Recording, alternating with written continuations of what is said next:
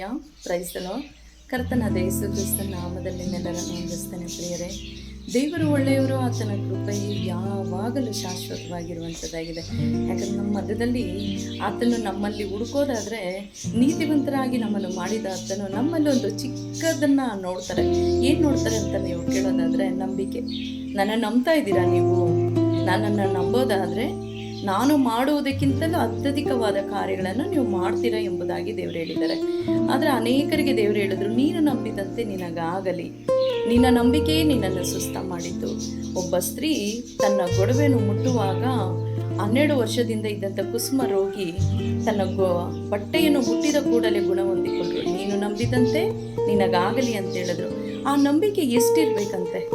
ಸಾಸಿವೆ ಕಾಳಷ್ಟು. ನಾವು ಆ ವಾಗ್ದಾನಗಳನ್ನು ಓದಿಕೊಳ್ಳೋರಾಗಿರೋಣ.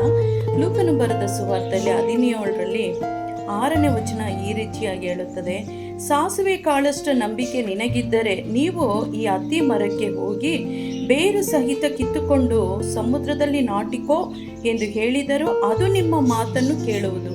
ಆಮೇನ್. ಏನಂತೆ? ಒಂದು ಮರ ನಮ್ಮ ಮಾತು ಕೇಳುತ್ತದಂತೆ. ಆದರೆ ನಮ್ಮ ನಂಬಿಕೆ ಬರುತ್ತಾ? ಬರೋದಿಲ್ಲ. ಆದರೆ ಸಾಸಿವೆ ಕಾಳಷ್ಟು, ಆ ಸಾಸಿವೆ ಕಾಳು ನಾವು ನೆಲದ ಮೇಲೆ ಹಾಕಿದ್ರೆ ಕಾಣಿಸೋದೇ ಇಲ್ಲ. ಅಷ್ಟು ನಂಬಿಕೆ ನೀವು ನನ್ನಲ್ಲಿ ಇಟ್ಟುಕೊಂಡು ಕೇಳ್ರಿ, ಅದು ಆಗುತ್ತದೆ ಎಂಬುದಾಗಿ ಹೇಳ್ತಾ ಇದ್ದಾರೆ. ನಿಮಗೆ ಕಷ್ಟ, ದುಃಖ, ವೇದನೆಗಳಿದೆಯಾ? ಸಾಲಗಳಲ್ಲಿದ್ದೀರಾ? ನಿಮ್ಮ ಪರಿಸ್ಥಿತಿಗಳು ಬದಲಾಗಲಿಲ್ಲ ಅನ್ಕೊತಾ ಇದ್ದೀರಾ? ದೇವರಲ್ಲಿ ಸಾಸಿವೆ ಕಾಳಷ್ಟು ನಂಬಿಕೆ ಇಟ್ಟು, ದೇವರೇ ಈ ಕಾರ್ಯ ನನ್ನ ಜೀವಿತದಲ್ಲಿ ಆಗಲಿ ಎಂಬುದಾಗಿ ನೀವು ಪ್ರಾರ್ಥಿಸಿಕೊಳ್ಳುವಾಗ ಖಂಡಿತವಾಗ್ಲೂ ಹೇಳ್ತೇನೆ, ದೇವರು 100ಕ್ಕೂ 100ರಷ್ಟು ನಿಮ್ಮ ಪ್ರಾರ್ಥನೆಗಳನ್ನು ಕೇಳಿ ಸದುತ್ತರನ್ನು ಕೊಡುವಾತನು. ಅಪನಂಬಿಕೆಯಲ್ಲಿ ಪ್ರಾರ್ಥಿಸಬಾರ್ದು. ಪ್ರಾರ್ಥಿಸಿದ ಮೇಲೆ ಮಾಡ್ತಾರೆ ಎಂಬ ನಂಬಿಕೆ ಇರಬೇಕು. ಮಾಡ್ತಾರೋ ಇಲ್ವೋ, ಮಾಡಿಬಿಟ್ಟಿದ್ದೀನಿ, ಮಾಡೋದಿಲ್ವೇನೋ, ಆ ಥರ ಎಲ್ಲ ಯಾವತ್ತೂ ಅನ್ಕೋಬೇಡಿ. ಸಾಸಿವೆ ಕಾಳಷ್ಟು ನಂಬಿಕೆ ಇಟ್ಟಿದ್ದೇನೆ ದೇವರೇ ನಿಮ್ಮ ಮೇಲೆ. ಇನ್ನೊಂದು ವಚನದಲ್ಲಿ ಹೇಳ್ತಾರೆ, ನಂಬಿಕೆ ಕಡಿಮೆ ಆದರೆ ನನ್ನಲ್ಲಿ ಹೆಚ್ಚಿಸು ಅಂತ ಹೇಳಿದ್ದಾರೆ.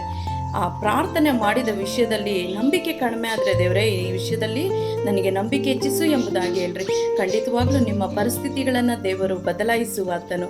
ಖಂಡಿತ ಈ ವಾಗ್ದಾನಗಳು ನಿಮಗೂ ನಿಮ್ಮ ಕುಟುಂಬಗಳಿಗೂ ಆಶೀರ್ವಾದವಾಗಿರಲಿ. ಆಮೇನ್. God bless you.